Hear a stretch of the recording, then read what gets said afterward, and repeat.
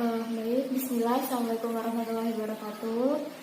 Saya Wulan Nasri dengan NIM 10542110628. Nah, di sini saya akan menjelaskan keterampilan klinik tentang apusan tinja.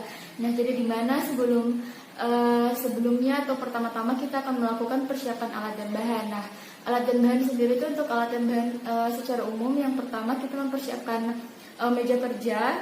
Setelah meja kerja, kita juga mempersiapkan sabun cuci tangan. Setelah sabun cuci tangan, kita mempersiapkan wastafel dengan air yang mengalir, kemudian sarung tangan, kemudian tempat sampah medis dan tempat sampah non medis.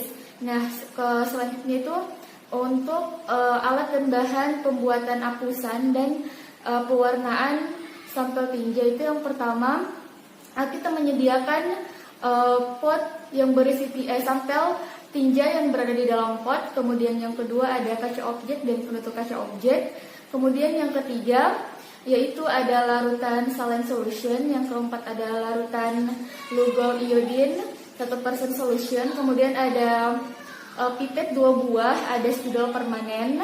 Kemudian ada kayu aplikator atau bisa juga menggunakan tusuk gigi. Kemudian ada tisu kering. Nah, kalau untuk alat dan bahan untuk pengawetan tinja, itu yang pertama kita sediakan selotip. Kemudian yang kedua ada kayu aplikator. Yang ketiga ada pot yang berisi tinja. Yang keempat ada label. Yang kelima ada pulpen atau spidol permanen. Kemudian ada juga vial volume 220 ml dengan 2 tutup. Kemudian juga ada larutan formalin dan larutan PV atau polifenil. Nah, jadi selanjutnya kita ke kerja. Tapi sebelumnya kita melakukan persiapan pasien terlebih dahulu, di mana yang pertama kita juga harus menjelaskan kepada pasien yaitu tentang langkah-langkah apa yang akan kita lakukan atau tentang tindakan apa yang kita lakukan, manfaatnya apa, tujuannya apa. Nah, setelah itu kita juga memberikan jaminan keamanan kepada pasien. Setelah kita berikan jaminan keamanan, kita akan bertanya tentang kesediaan pasien. Apakah pasien bersedia atau tidak? Nah, apabila pasien bersedia, kemudian selanjutnya kita akan minta sampel tinja dari pasien dengan memberikan pot tinja yang sudah kita labeli dengan identitas pasien tadi. Nah, pada saat kita memberikan itu, kita juga tidak boleh lupa menjelaskan kepada pasien tata cara pengambilan tinja yang baik, di mana yang pertama, tinjanya itu harus masih segar dan harus dibawa ke laboratorium itu kurang lebih 21-2 jam setelah pengambilan. Dan untuk tinjanya sendiri tidak boleh terkontaminasi oleh cairan urin ataupun kotoran lainnya. Nah, setelah itu kita ke langkah kerja. Nah, untuk langkah kerjanya sendiri, sebelum kita melakukan cuci tangan, kita akan mengambil kaca objek terlebih dahulu dan kita tempeli dengan label, di mana label itu kita tulis identitas pasien, nomor registrasi, dan tanggal pembuatan apusan. Nah, setelah itu kita melakukan cuci tangan. Setelah kita melakukan cuci tangan, kita menggunakan sarung tangan.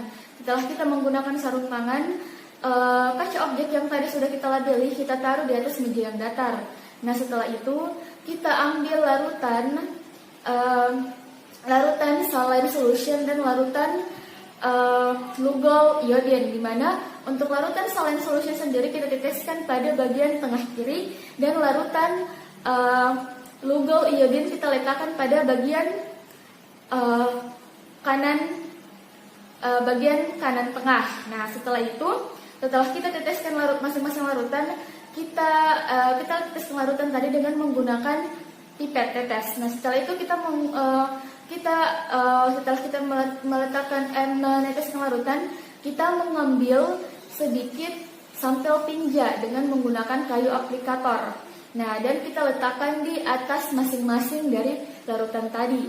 Nah, setelah itu kita campurkan dan kita campurkan hingga merata. Nah, begitupun kita lakukan di masing-masing larutan.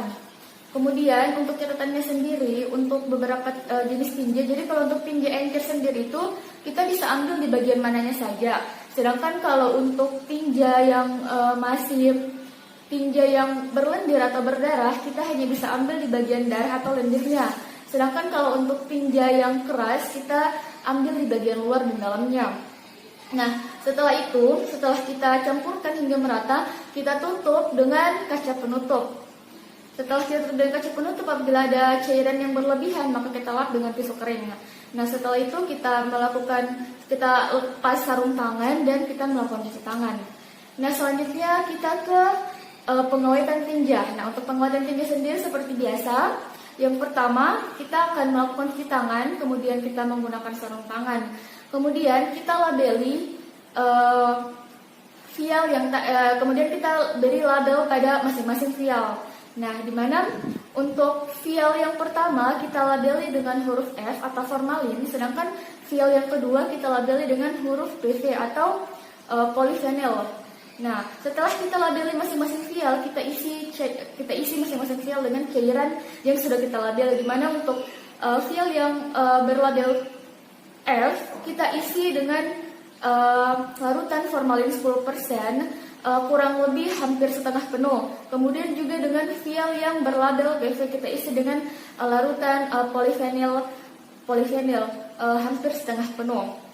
Nah, setelah kita isi masing-masing vial dengan larutan, kita ambil sedikit tinja, kemudian kita campur ke dalam masing-masing vial. Nah, setelah itu kita campurkan di dalam vial hingga semuanya tercampur merata dan tidak boleh ada gumpalan.